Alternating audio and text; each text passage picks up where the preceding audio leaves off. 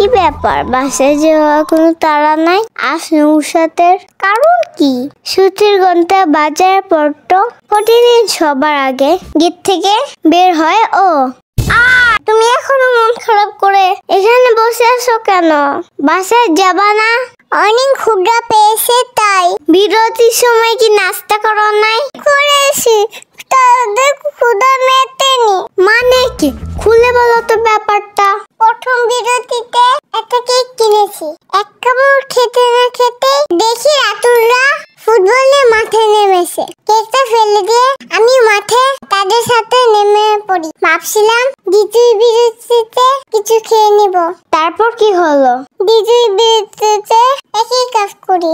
রুটি কিনে তা ফেলে দিয়ে খেলায় মেতে উঠি। ফলে আর নাস্তা খাওয়া হয়নি।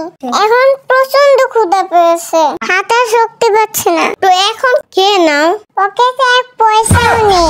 আর দোকানি আঙ্কেল বললেন আমাকে বাকিতে দিবেন না, খাবার নষ্ট করেছি বলে। তাই কথা হইলে কথা তা না। It's not a big deal. চলো দোকানি আঙ্কেলের কাছে যাই।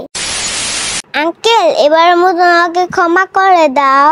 না, যারা এইভাবে খাবার নষ্ট করে এইভাবে তাদের মাফ করা ঠিক হবে না। কত ছেলেরা অভাবের কারণে না খেয়ে থাকে, আর ওকে দেখলাম দুইবার নাস্তা কিনে না খেয়ে ফেলে দিতে। তাই ভাবছি আজ ওকে বাকিতে খাবার দেওয়াও ঠিক হবে না। আঙ্কেল, এমন ভুল আর হবে না।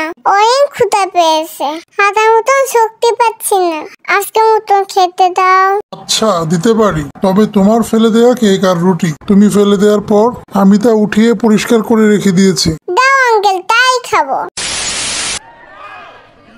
আঙ্কেল, তোমাকে অনেক ধন্যবাদ। এখন শরীরে শক্তি পাচ্ছি। কখনো খাবার নষ্ট করবে না, এতে মানুষের রিজিক সংকুচিত হয়ে যায়। যতটুকু খেতে পারবে ঠিক ততটুকুই নিবে, এর বেশি নয়। আর খাওয়ার আগ্রহ না থাকলে কখনোই খাবার নিয়ে নষ্ট করবে না, মনে রাখবে, এতে আল্লাহ অসন্তুষ্ট হন।